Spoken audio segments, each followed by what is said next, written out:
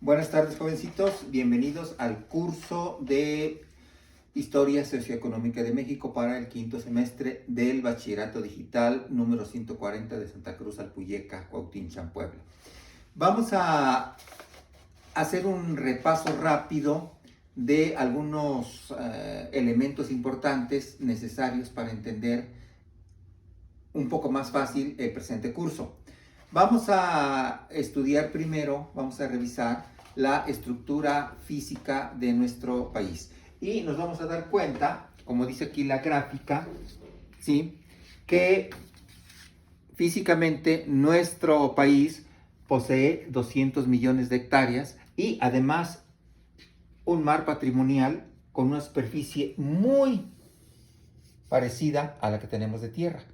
Es decir, como nación independiente poseemos el control de esta parte del mar, que se conoce como mar patrimonial, y de la superficie de tierra. Vamos a empezar. Para que entendamos la complejidad de nuestra nación, vamos a decir que la población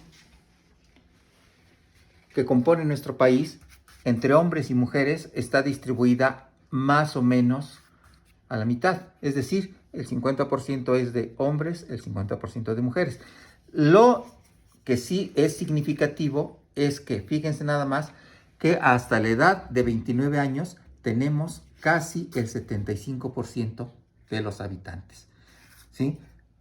Los abuelitos ya de más de 95 años ya prácticamente no existen, son muy pocos.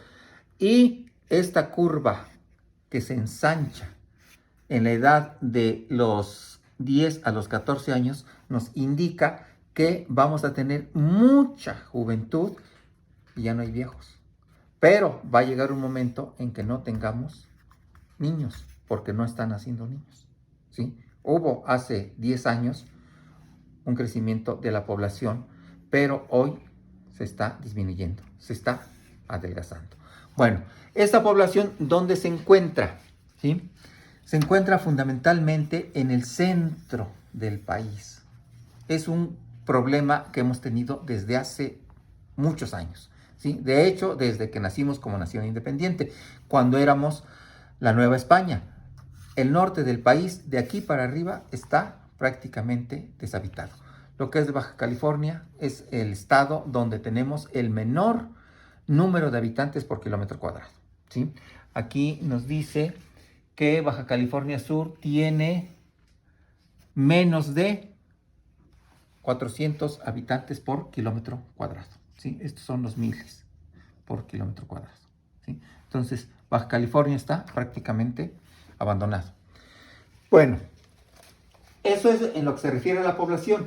En lo que se refiere al mar patrimonial no vamos a tocar mucho, no lo vamos a tocar, pero sí tenemos que entender, tenemos que saber que se producen muchas especies marinas que aprovechamos o que son susceptibles de aprovechar, y no tenemos la infraestructura, no tenemos los barcos, no tenemos los buques suficientemente modernos para aprovechar estos recursos. Y yo lo decía en otra ocasión, finalmente están muy lejos de la costa. Aquí creció el mar patrimonial por las islas Reviejero, ¿sí? Pero queda más cerca de Japón. Los japoneses vienen, sacan los productos, el camarón, las especies marinas aprovechables, y nosotros no los podemos alcanzar. Cuando queremos corretearlos, ellos ya salieron del mar patrimonial, donde tenemos dominio, y ya no podemos hacer nada. Bueno, ahora veamos cómo está la distribución de la tierra.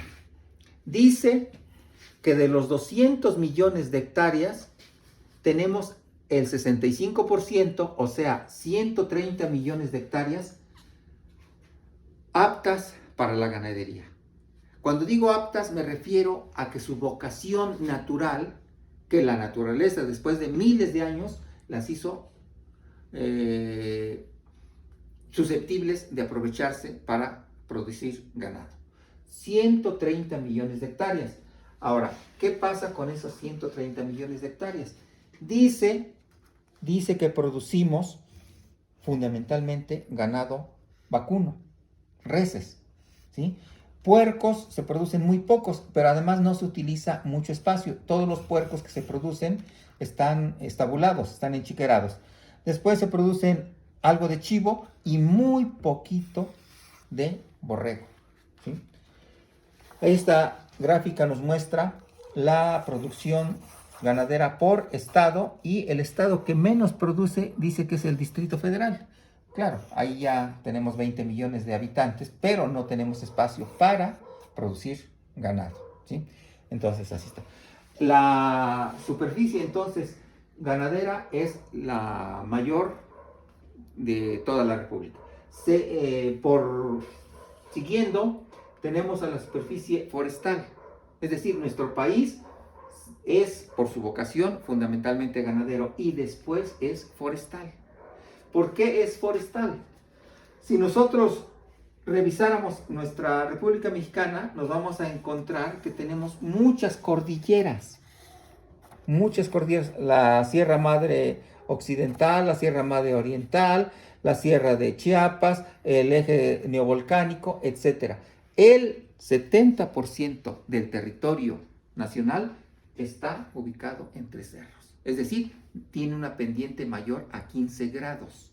El agua se resbala y no es propia para la agricultura, sino que para la naturaleza. Dice, ahí debe de haber árboles. ¿Para qué? Para que sus raíces lo detengan la tierra del deslave que va a provocar la lluvia. Bueno, entonces la producción ganadera son el 25% de la superficie, 50 millones de hectáreas, perdón, forestal, y se producen fundamentalmente pino, producción forestal, no la tenemos acá, pero fundamentalmente se produce pino, ¿sí? Tenemos maderas preciosas en las selvas tropicales, pero la producción es tan mínima que no se toma en cuenta, ¿sí? La mayor producción forestal es de madera de pino. Seguimos por su vocación, el 15% del territorio es agrícola, es decir, 30 millones de hectáreas.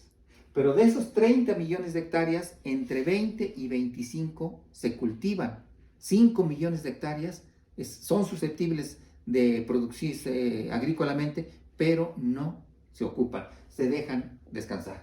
Bueno, y ahora, la producción agrícola, vamos a ver, miren, dice que de esos 30 millones de hectáreas susceptibles de producción agrícola, lo que está en color verde claro es temporal, es decir, dependen de las lluvias. Y solo los que tienen el verde más oscuro son tierras de riego, ¿sí? Algunas superficies de riego son producto de ríos naturales, el río Yaqui, el río Mayo aquí en Sinaloa, y algunos son presas que se han hecho a propósito para poder irrigar. En el caso de Puebla tenemos la presa de Valsequillo o Manuel Ávila Camacho, que riega el distrito de Tecamachalco, ¿no? Bueno, entonces, pero volvemos acá.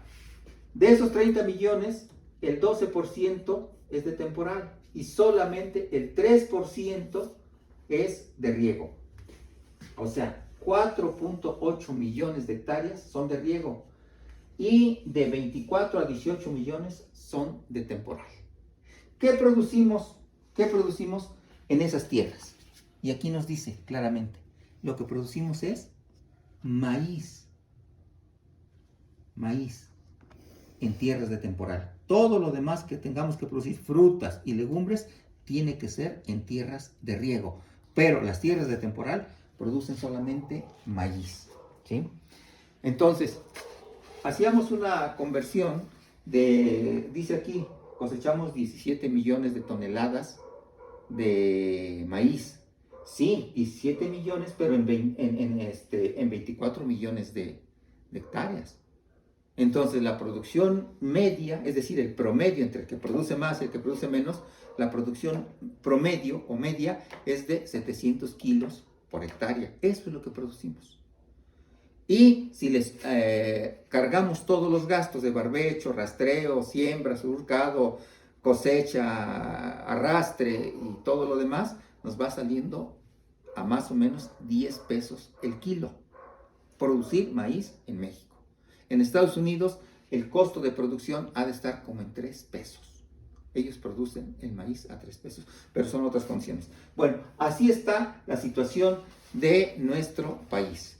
Es triste, es decepcionante en algunos casos, pero nosotros necesitábamos saber cómo está nuestro país para que podamos entender lo que pasó en la historia en la segunda mitad del siglo XX, que es lo que nos toca ver en la próxima clase.